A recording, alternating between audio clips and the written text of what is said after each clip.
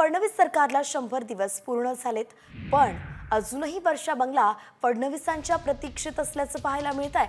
फडणवीस वर्षावरती का जात नाही यामुळे आता जोरदार चर्चा सुरू झालेली आहे। मंत्र्यांनाही बंगले नाही आहेत, तर मुक्काम त्यांचा सरकारी फ्लॅट्समध्ये सध्या सुरू आहे आणि त्यामुळे नेमकं काय होतंय, का फडणवीस वर्षा बंगल्यावरती जात नाहीयेत अशा चर्चांना उधाण आलेलं आहे। तर मंत्र्यांना बंगले कधी मिळणार असा देखील महत्त्वाचा प्रश्न विचारला जातोय।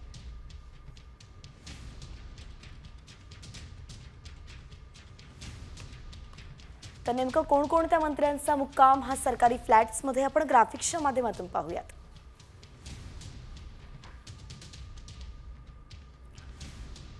तर कुणाला सरकारी बंगला नाहीये? भरत गोगावले यांना नाहीये, आरोग्यमंत्री प्रकाश आंबेडकर आहेत, तर सामाजिक न्याय मंत्री संजय शिरसाट या तिघांनाही सरकारी बंगला नाहीये, त्यांचा मुक्काम फ्लॅटमध्येच आहे। परिवहन मंत्री प्रताप सरनाईक, कृषी मंत्री माणिकराव कोकाटे आणि सांस्कृतिक कार्य मंत्री आशिष शेलार यांना देखील फ्लॅटमध्येच राहावं लागतंय।